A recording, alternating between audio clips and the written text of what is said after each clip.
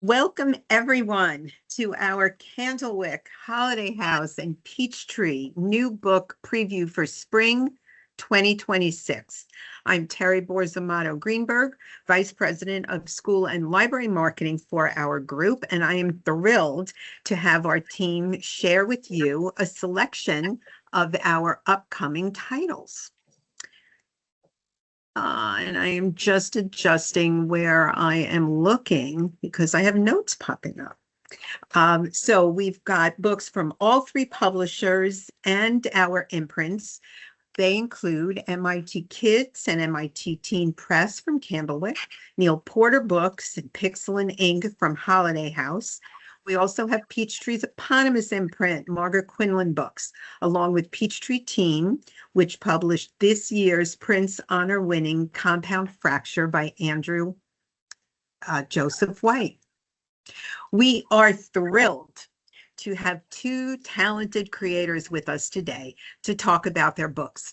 We'll hear from novelist Christina Uss in just a little bit, but now to start us off, I am delighted to introduce our first author guest, Brittany Cicchese, who's here to talk to us about her picture book, Tiny Worlds.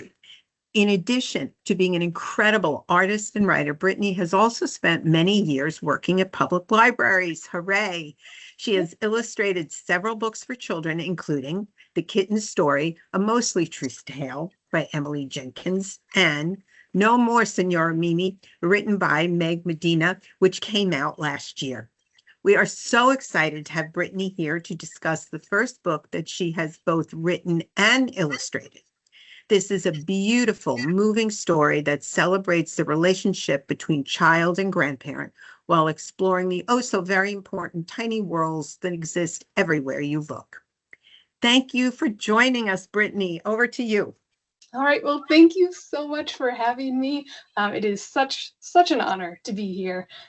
So thank you to the incredible team at Candlewick for putting this all together.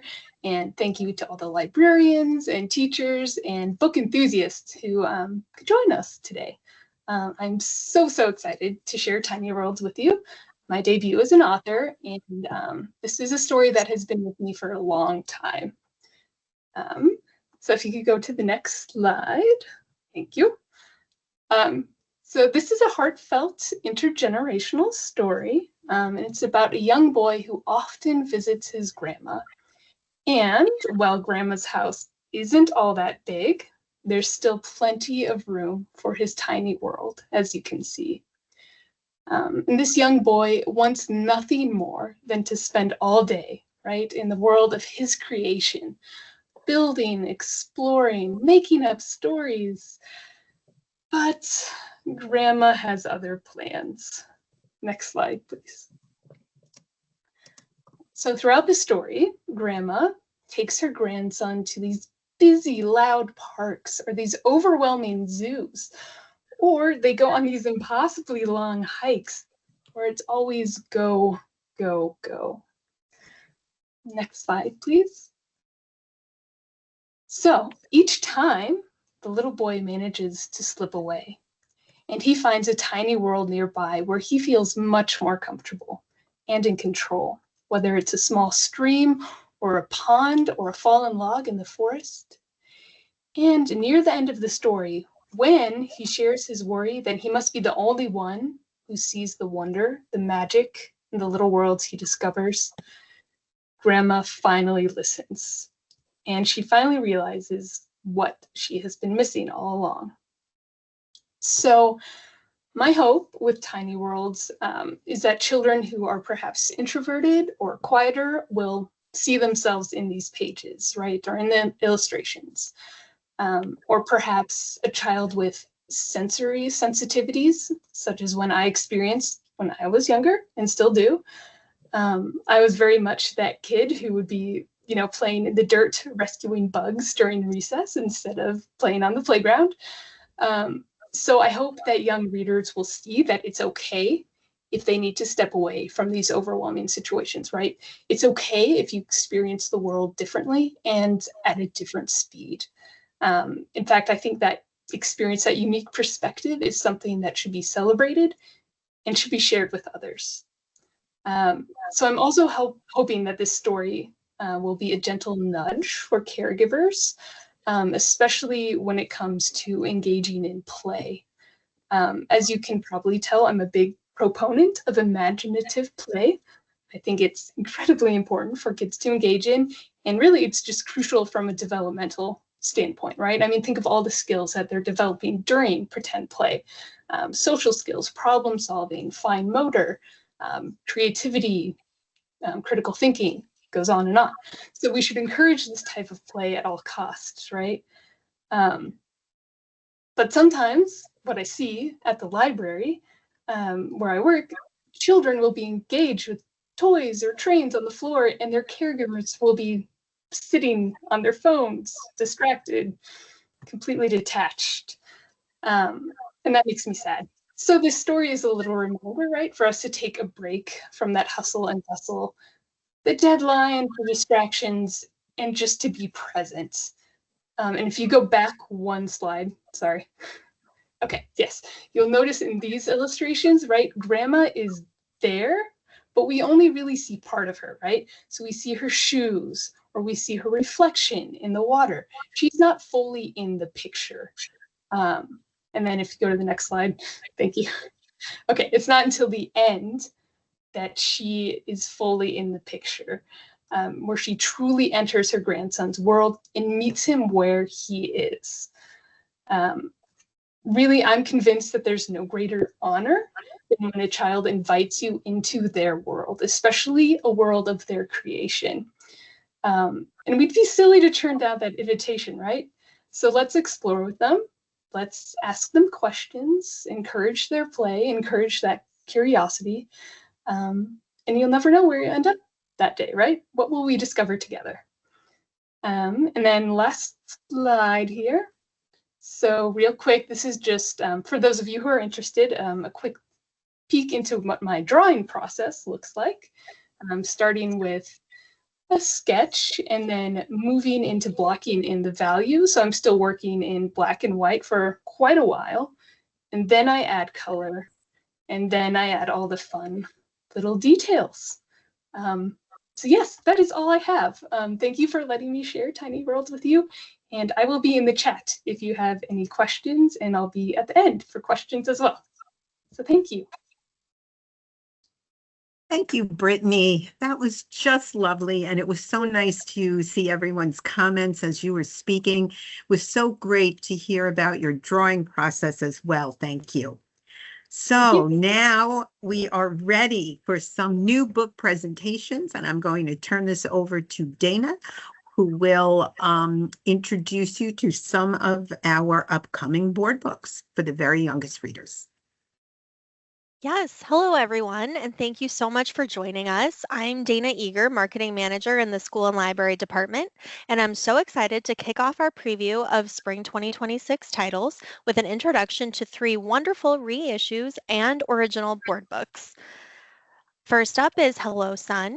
From the award-winning creator of Hello Moon and Night in the City, Hello Sun features short and simple sentences perfect for a bedtime story and now available as a board book. Julie Downing's signature artwork washes each page in a symphony of color. Whether you're starting the day or ending it, don't miss this engrossing walk with the sun and the creatures it shines on. I Would Love You Still by Andrea Theodore and illustrated by Ken Wilson Max opens conversations about how, no matter what, a parent's love never wavers. With charming animal rhymes and heartwarming illustrations, it's a special celebration of the unbreakable bond between parent and child. Glowing reviews from Kirkus Reviews describe it as a tender, quiet affirmation of Black joy. From Caldecott medal-winning John Klassen comes the new board book, Your Truck. It is the first in Klassen's Your Things series, which follows his Your Places trilogy, and that garnered a total of 8-starred reviews from Booklist, Kirkus Reviews, The Horn Book, and Publishers Weekly. In your truck, Klassen brings his minimalist style to a soothing story about a simple object your child can command and befriend. Building on the quiet but evocative world he created in your farm, your forest, and your island, John Klassen invites young children to consider more things that are theirs and theirs alone, reinforcing that they have a right to things like solitude, exploration, and companionship. This board book will also be available in Spanish. And now over to Saskia to kick off our picture book presentations. Hi, everybody. Saskia Denbone, School and Library Marketing Coordinator here. Let's dig right into our completely not boring and utterly invigorating picture book selections with Bored by Felicitas Sala. Rita is extraordinarily, incurably bored, and nothing will get her out of it. Just look at her adorable sulking. In her tragic and weakened state, her mind drifts to the beginning of a daydream about all sorts of silly things bored people might do if they gathered together on a magical floating bus. By the time Rita's mother calls her for dinner, she's very, very busy. As all creative people eventually learn, boredom can be the best launchpad to great ideas. Rising star Felicitas Sala is the recipient of the 2023 Society of Illustrators Gold Medal. As you can see here in this absolutely hilarious and imaginative spread, Felicita's inviting illustrations and sly storytelling are a guaranteed antidote to any humdrum afternoon. And in a retelling of a beloved Korean tale, Sun, Moon, and Star by Nancy So Miller enthralls with a story about three sisters waiting anxiously for their mother to come home from the market, only to find a very hungry tiger at their door. Debut author Nancy So Miller has constructed, literally, a work of art from this centuries-old story like nothing I've ever seen before. Each scene features Nancy's vibrant cut paper diorama art, handmade and carefully photographed to piece together the folktale and traditional. Fairy tales and folktales remain an evergreen genre, both in the library and the classroom. With back matter that dives into Korean mythology, history, and culture, this is a must-have addition to your picture book collection. Get ready for surprises when Betsy and her stuffed crocodile Philippa are out for a walk where there is not usually a hole.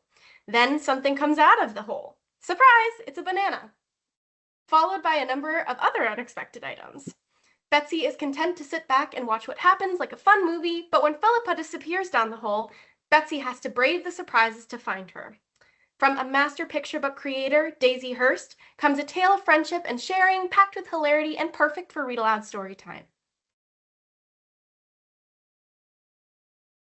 Hi, everyone. I'm Ann Ursa Leggett, Educational Marketing Manager, and here to tell you about a book that is much needed now and all year long. It's a collection of poems from kids across the country.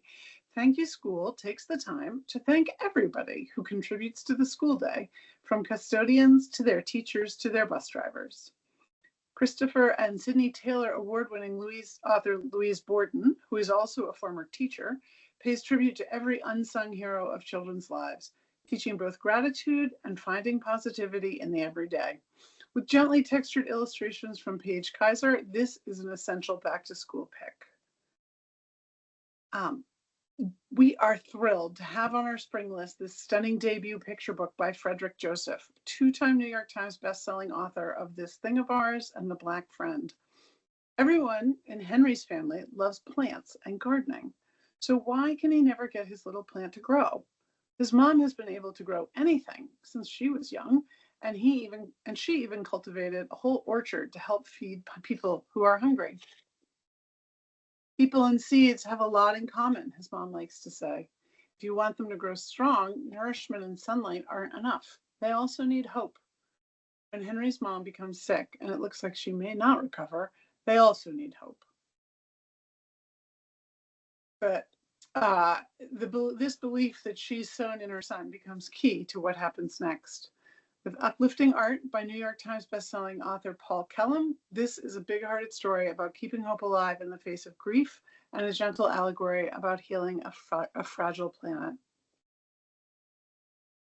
You know Ginger Reno from her multi-award-winning debut novel, Find Her, an Edgar Award nominee and winner of the Oklahoma Book Award, among many others. Now she turns her talents to picture books in this stunning spirit shadow. Willa has always had two shadows, one at her feet and another that's been quietly beside her since the night of her birth, always just out of reach. until Mom and Willa take a trip to Diliqua, a replica of an ancient Cherokee village. And it's here that Willa realizes that spirit is her ancestors, beckoning her to claim her Cherokee heritage. Ginger Reno is an enrolled citizen of the Cherokee Nation, and her desire to learn about Cherokee history and culture has naturally spilled over into her writing.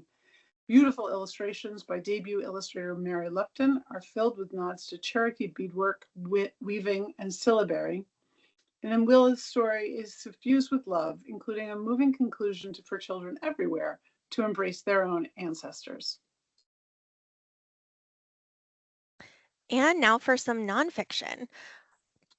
Based on Jean Airy's real-life childhood road trip, My Bicentennial Summer takes you on his 1976 journey through 26 states, from the Grand Canyon to the Statue of Liberty, with nothing but paper maps and radios to lead the way. As he meets a colorful cast of characters on his escapades, not only does it tell a fascinating perspective of American history, but also a look at what it was like to travel through the U.S. in the 1970s as a family of color. With engaging text, photos, sidebars, and illustrations, it takes a snapshot of a turbulent time of U.S. history post-Vietnam while embracing the spirit of America. In 1924, more than 1 million listeners across the world tuned in to an extraordinary live BBC broadcast, a duet between celebrated young cellist Beatrice Harrison and a nightingale singing in her Surrey garden. A prodigy from childhood, Beatrice began asking for a cello at 18 months, received her first at age 8, and by 17 had won a prestigious prize in Germany. Back in England, her career flourished. The BBC performance enchanted listeners across the Commonwealth, generating more than 50,000 letters. For the next 12 years, the magical duet of cello and nightingale became an annual tradition, earning Beatrice the title Lady of the Nightingales. Nearly a century later, the Lady of the Nightingales still reminds us of the magic that can happen when we listen closely. The Bicycle Girl tells the true story of Jyoti Kumari, the lion-hearted bicycle girl of India, and her remarkable journey across India to bring her father safely home during the COVID-19 pandemic. During the shutdown, newspapers across India and around the world celebrated this courageous teenager who cycled nearly 1,000 miles to bring her injured father home on the back of a hot pink $20 bicycle. Told by author Garen Thomas and reporter Suhasini Raj, her extraordinary journey is beautifully illustrated by Maithili Joshi. Her extraordinary journey of love challenges stereotypes of caste and gender while also showing young readers a moving portrait of determination and problem solving. Jyoti Kumari continues to inspire readers everywhere. From meteors and volcanoes to lightning strikes, nature has long created glass, later transformed by human ingenuity into one of the world's most versatile materials. Today, glass protects, illuminates, stores energy, aids science and medicine, and helps us see from the tiniest particles to the farthest galaxies. With wit, memorable facts, and lively illustrations, the author of Concrete from the Ground Up reveals how this everyday marvel continues to shape the way we build, think, and see. Have you ever had trouble working through a big idea, a discovery, or a tricky problem? Well, don't worry. Charles Darwin has faced this exact same challenge, and he has some tips and tricks. While yes, his methods may seem unorthodox, like pacing in circles, hitting rocks with sticks, studying the bones of his dinner, they led him to make some pretty amazing discoveries. Cybert medalist Nicholas Day's conversational text has all the charm of a true story told by your smartest, most interesting friend. With Hadley Hooper's engrossingly textured illustrations, How to Have a Thought is both the perfect classroom introduction to Darwin and an invitation to live with brilliant curiosity. And let your curiosity take flight with this vibrantly illustrated exploration of North American birds from acclaimed author-artist Will Hillenbrand. In these pages, readers will meet nature's drummers, the woodpecker, dynamic dancers, the sandhill crane, and flashy flyers, the blue jay, and more. Colorful maps show each bird's habitat, while bright, accessible infographics reveal fascinating details, from the brown pelican's 7-foot wingspan to the light waves that make bluebirds so blue. This engaging nonfiction picture book invites young readers to experience every part of the bird's world, because when it comes to learning about them, the sky's the limit. Have you ever wondered what it is like to live on a pirate ship? I have, frequently, and to the tune of He's a Pirate. Climb aboard with acclaimed author Roxy Monroe in Treasure Thieves of the High Seas, a nonfiction picture book adventure to discover legendary pirates like Blackbeard, Calico Jack, and the Pirate Queen. With a historical and STEAM-focused approach, readers explore navigation, economics, geology, and ship life. Back matter includes a glossary, vessel types, and maps of famous routes, perfect for young sailors ready to take the helm. And here we have a poetic and fascinating look at the life cycles of aquatic insects in When You See Us, The Mysterious World of Aquatic Insects. From eggs tucked beneath leaves to dramatic transformations into dragonflies, mayflies, and diving beetles, these life cycles are astonishing and often invisible to the human eye. Catherine Hawker is an illustrator, teacher, and author with degrees in biology and science communications.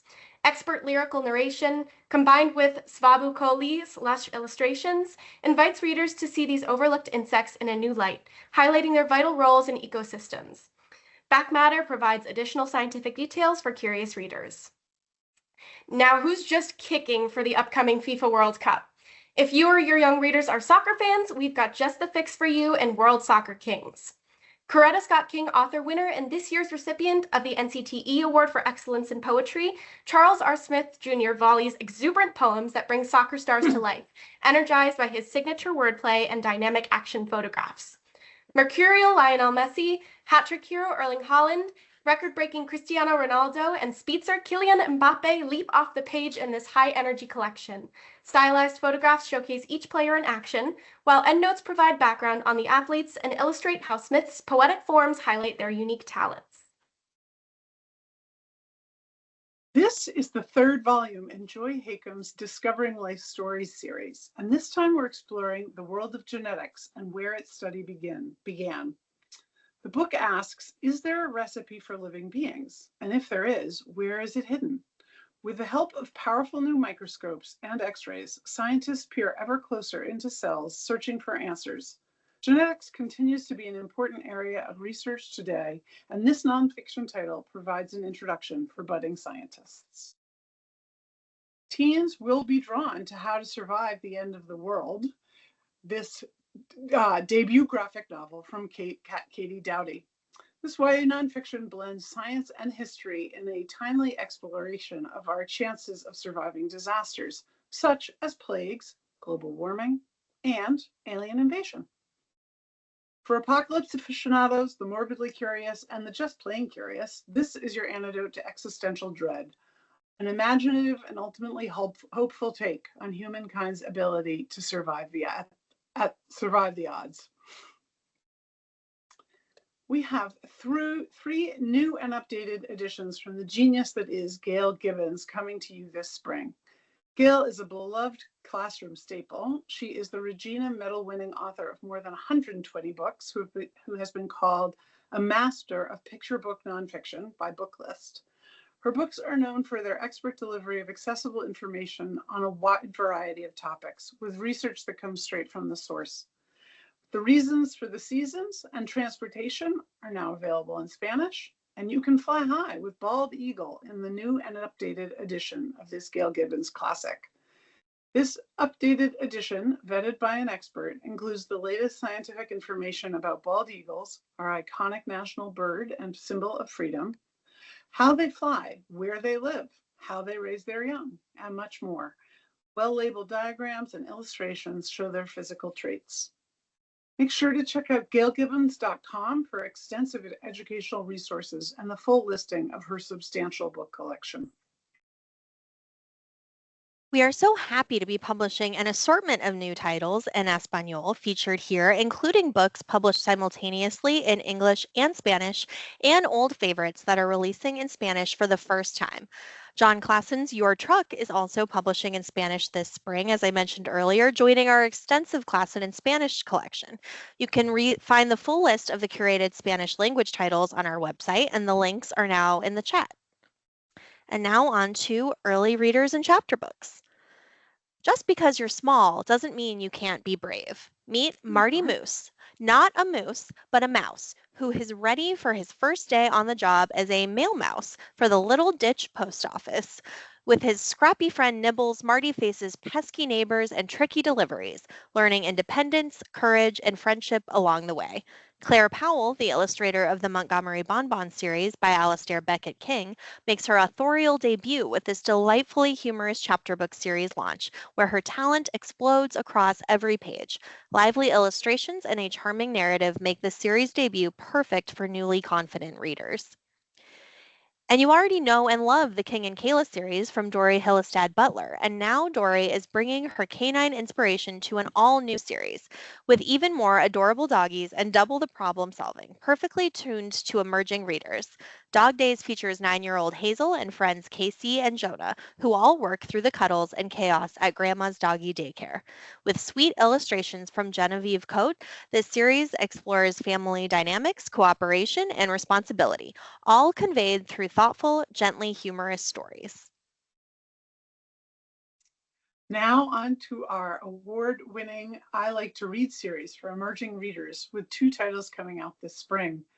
These picture books by renowned and beloved artists have been evaluated and assigned guided reading levels A through G based on the Fountas and Pinnell system, and feature short texts, familiar vocabulary, repetition to reinforce learning, and illustrations that are designed to be a part of the learning experience. Bug on the Bus by David Catrow is a funny story by an award-winning artist, perfect for practicing simple phonics. In the letter setters and fun, join Geisel medalist Ethan Long and canine friends on a letter swapping adventure. And in our I Like to Read comics, which instill confidence and the joy of reading in new readers. These are created by award-winning artists as well as talented newcomers. We also have 2 great new I Like to Read comic titles to expand your spring collections. The Boy Who Cried Robots by Chris Britt is a hilarious comic with robot, monsters, and aliens that's just right for 2nd graders. In Wriggler's Big Joke, a jokester worm finds out that friendship means more than just play in this candy-colored young graphic novel by Eisner-nominated comics artist Katie Van Dorn. And now on to our continuing series, where you'll see the return of beloved creators and characters. In the soaring conclusion to her moving trilogy, Kate DiCamillo explores how friendship, trust, and stories can transform us. Oris the rat and Timble the owl meet each night in an old barn to share tales. When Timble offers to carry Oris on his back so he can see the world beyond, Oris must decide what he truly needs: adventure, books, or the comfort of home. Exquisitely illustrated by Carmen Mock, this final installment celebrates trust, courage, and the power of friendship in a nostalgia-packed, timeless tale that only Kate DiCamillo can deliver. Bunny and Clyde are framed for a missing coin, but they're innocent. The mischievous pair, a rabbit and a chipmunk, must outsmart the possum posse and prove their innocence in a comedy full of magic tricks, misperceptions, and high-energy fun. The second book in beloved author of Judy Moody and Stink, Megan McDonald's new chapter book series, perfect for fans of the infamous Ratzos, Dogman, and Captain Underpants. Short chapters, snappy dialogue, and Scott Nash's playful black and white illustrations make it ideal for newly confident readers. The first book of the series is now available in paperback.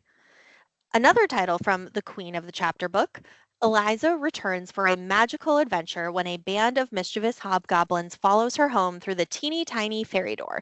They love playing tricks and chaos ensues. Can Eliza outsmart them before they turn her room into a hobgoblin playground? Megan McDonald's easy-to-read text, paired with Lenny Wen's jewel-toned illustrations, creates a playful, enchanting story perfect for young readers who love fairies and magical worlds. New in the Hocus and Pocus series, it's winter solstice party time, and magical puppies Hocus and Pocus are ready for snowy fun. When the snow doesn't arrive, the mysterious sorcerer Nimbus brings magic, but things quickly spin out of control.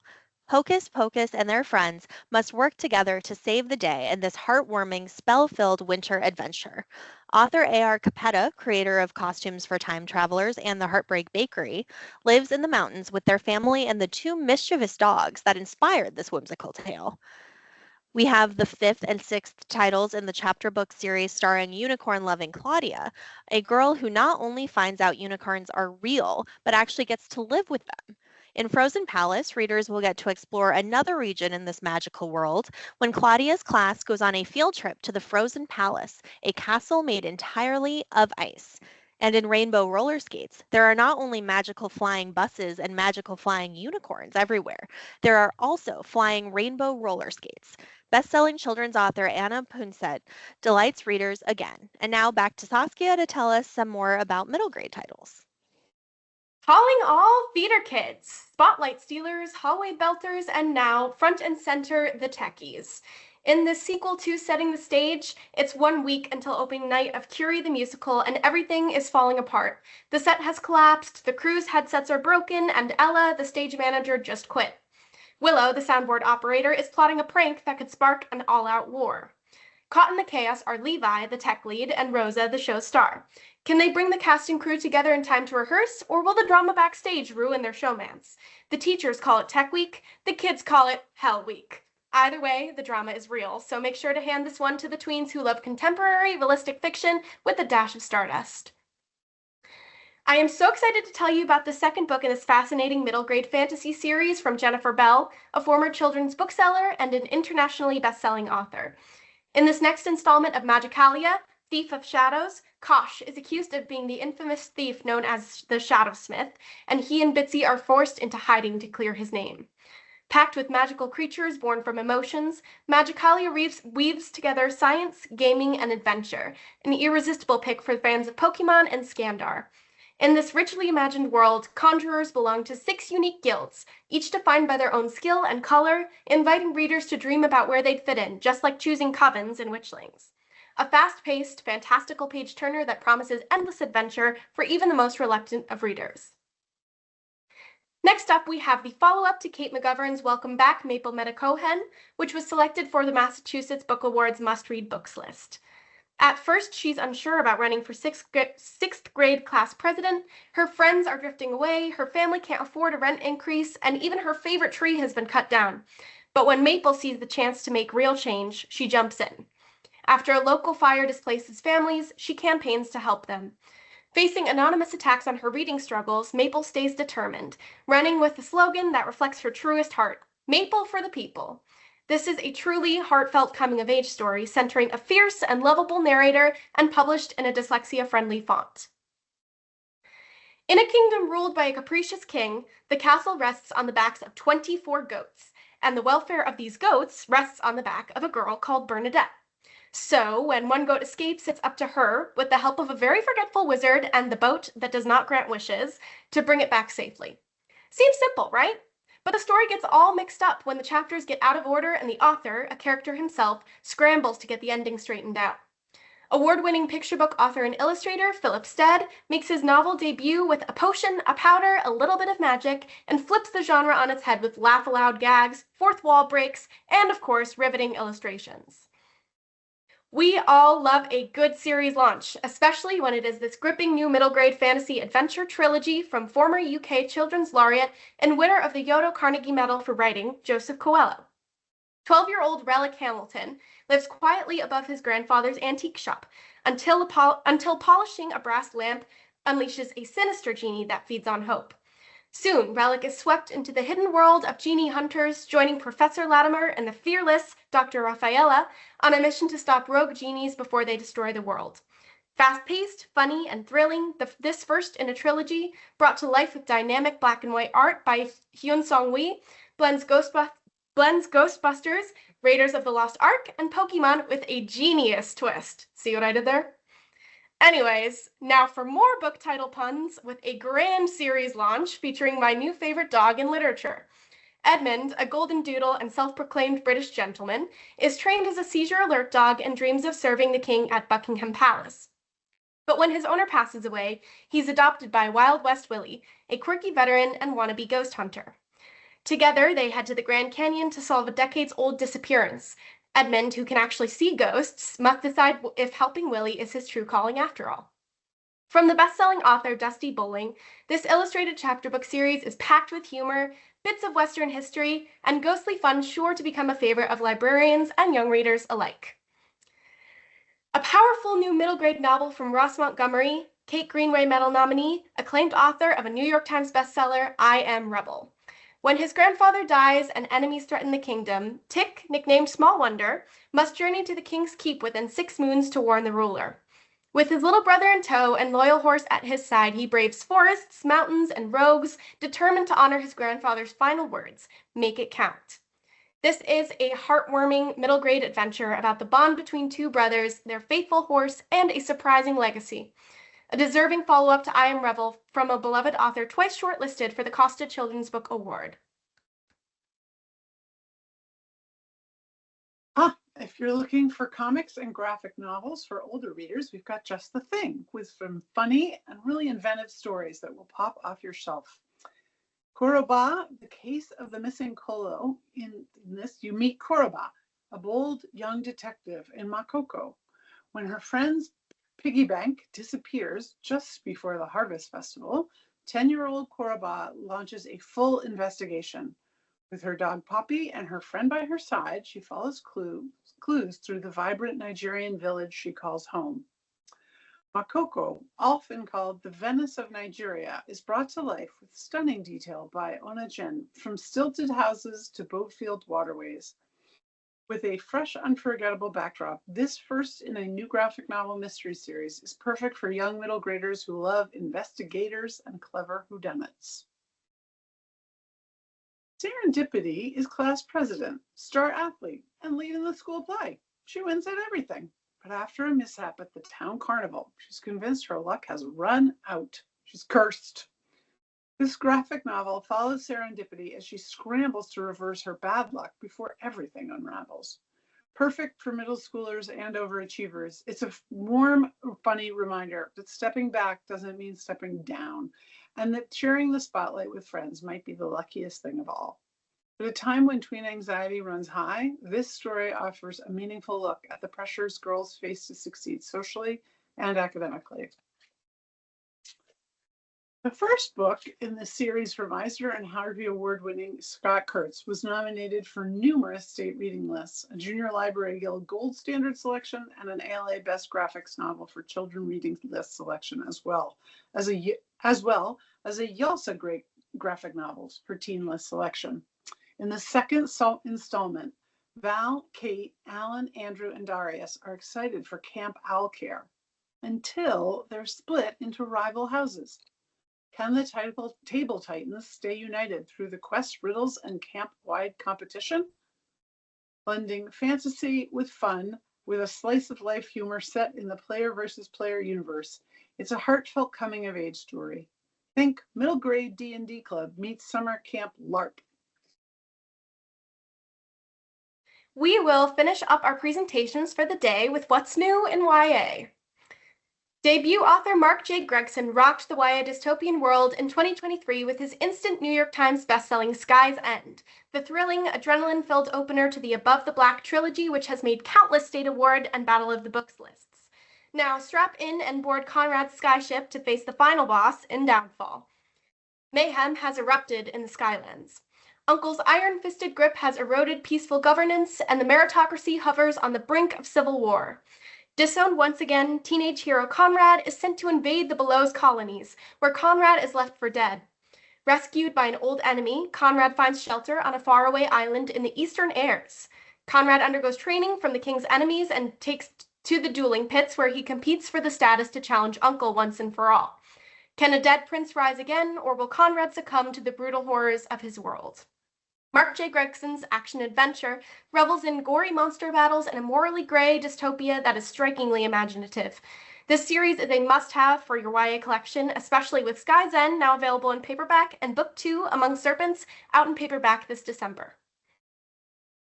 The Free Verse Society is a poignant exploration of love, loss, and a theme that we book people know well, the power of words to draw people together.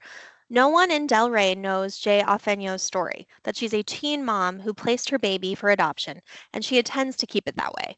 Derek Patel is desperately clinging to his old life, where his dad was alive, his mom was healthy, and they lived in an oceanfront estate instead of a rundown pink bungalow.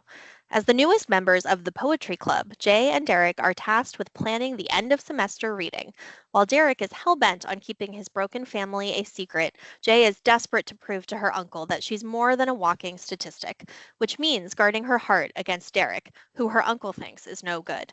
The Free Verse Society, recently selected for Kids Indies Introduce, announces the arrival of an important new voice in YA romance.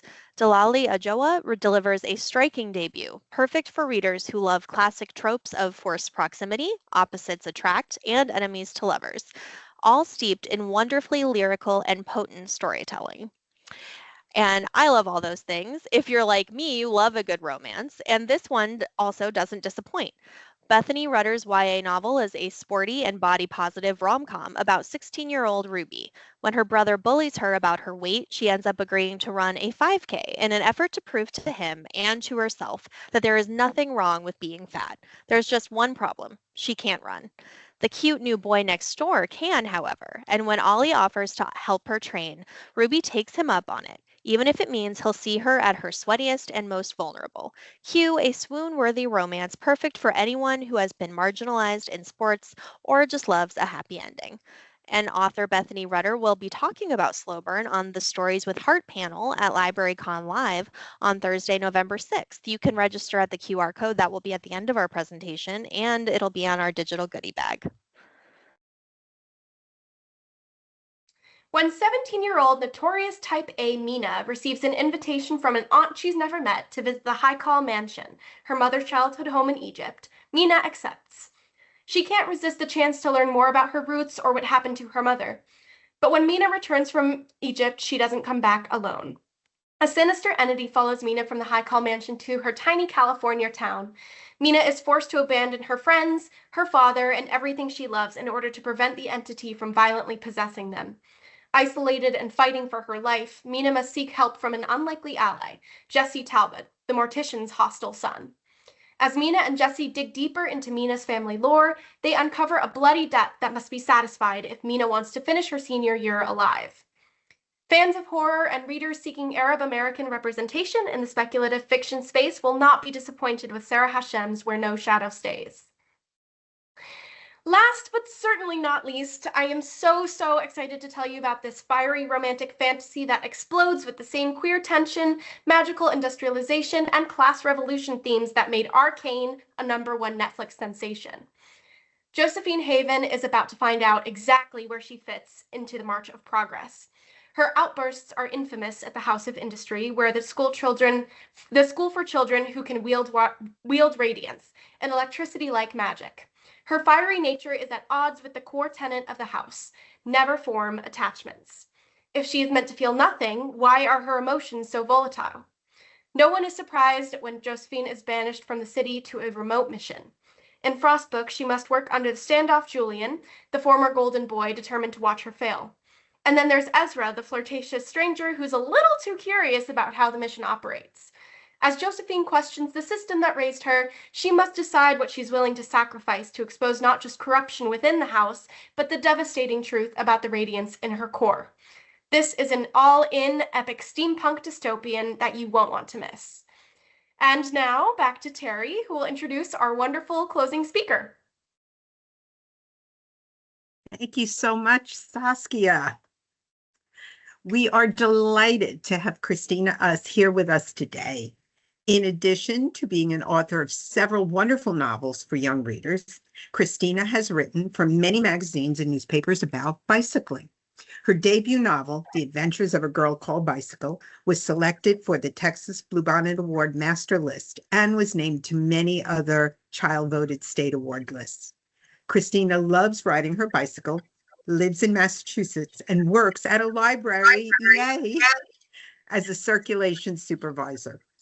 Her newest novel, Midnight Mayhem, is about Kaz Jacobson, who moves to Philadelphia suddenly with his family and, after eating a potent meal, loses his ability to sleep. Christina is going to tell us all about her new novel in her own unique way. And now, without further ado, Christina Uss. Thank you so much, Terry. And thanks to all the team at Holiday House and the Walker Books Group for putting this together. I'm thrilled to be among teachers, librarians, book lovers of all kinds. Mwah. It's great that you took time out of your day to be here with us together. So yes, I am Christina Uss. I write books with happy endings where the characters find a place to belong just by being exactly who they already are. I like to call it contemporary unrealistic fiction, just slightly to the left of where we're all living right now. And this new book that I've written, Midnight Mayhem, is all about a boy who will never, ever, ever, ever get to sleep again.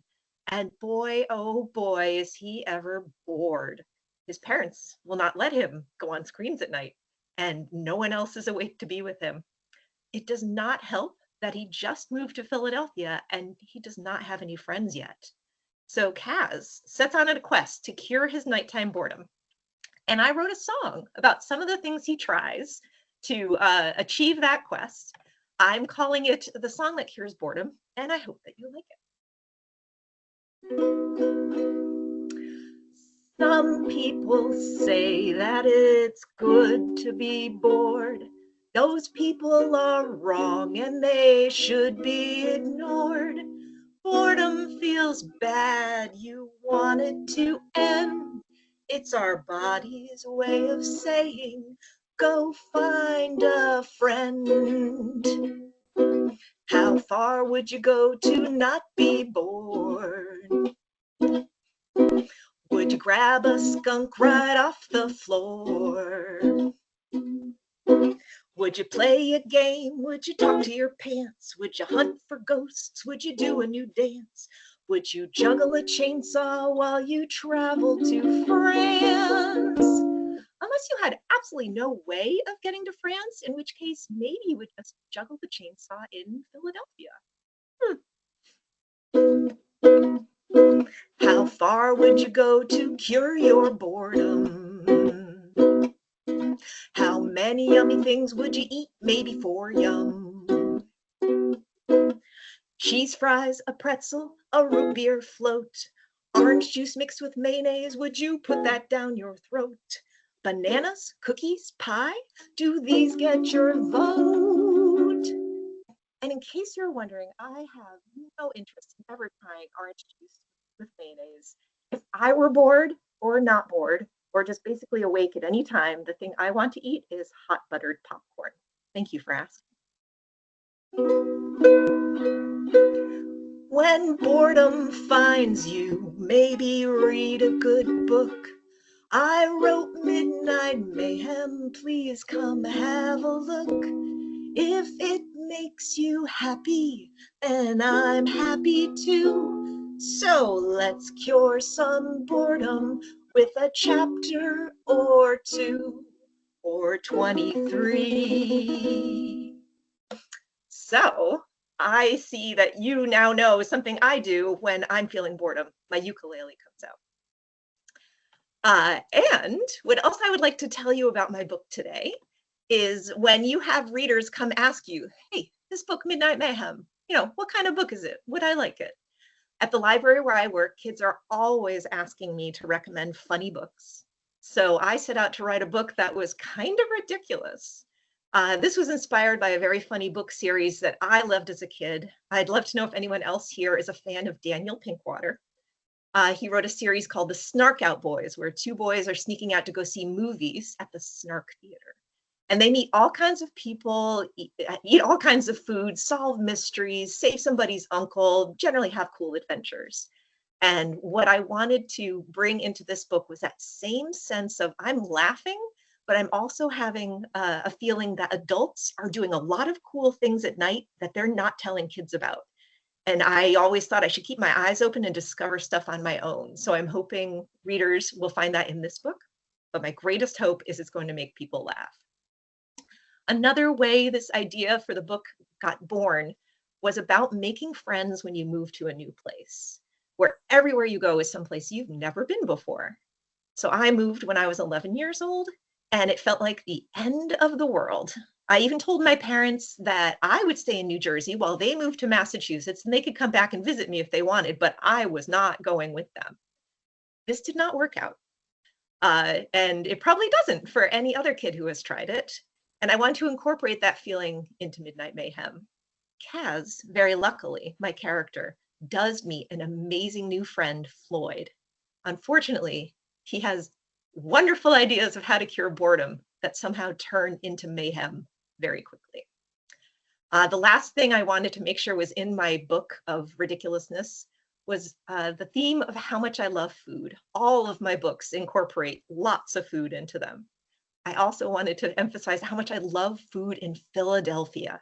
I went to school there where I made some true friends, ate spectacular food, and I was never bored for a second. So if you ever want to meet up and share a cheesesteak or a pretzel from the Reading Terminal Market, I will be there. So I'm hoping everybody gets a chance to read the book and tell me if you never had to sleep again. Would you say, oh boy, or would you say, oh no? And what might you do to try to cure your boredom? Thank you. Thank you so much, Christina. That was just wonderful. I don't know if we've ever had a singing presentation like that before. It was fabulous. So thank you.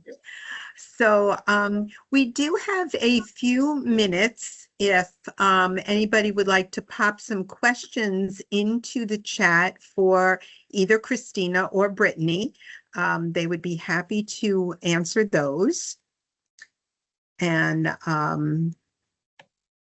we can wait a couple minutes and see if, well, I won't wait that long, but we'll wait and see if there are any questions that are specific.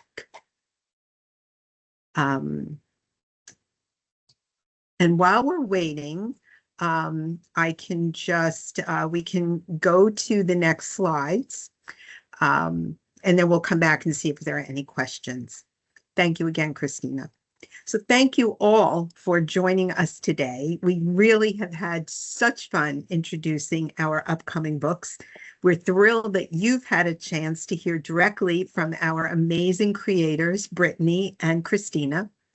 Again, we invite you to peruse the full Candlewick, Holiday House, and Peachtree lists on Edelweiss. All the books are there, including the two by our authors who spoke today, so you can jump right into reading. To let everyone know, you will be able to hear from us again next month. We will have a virtual booth at SLJ's upcoming LibraryCon Live on November 6th. I know Dana mentioned that, so be sure to join us there. You can check out more of our magical titles and watch exciting panels featuring the 5 wonderful authors that you see on the screen here. And there's a QR code to register, and it is free. We hope to also see some of you in Denver for this year's NCTE. Our booths will be 214 and 215. We can't wait for you to stop by so we could visit in person. And do be sure to grab a virtual goodie bag on your way out. Dana dropped the link into the chat for your convenience. So let me see. Before we end, we do have one question, Christina. This one is for you. Do you envision Midnight Mayhem being a series or a standalone?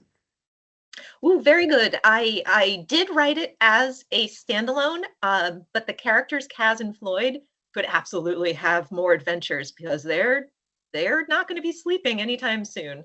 But if you have readers who really enjoy this one, I would say it takes place in kind of the same weird universe as all my other middle grade novels, so you can certainly send people to check those out as well. Thank you, Christina. And we do have another question. This one is for Brittany. Your art is gorgeous, says Sharon and many others. Will there be any prints available? Ooh, yes, I can try and get some prints together. I think that would be lovely to do. So thank you for asking.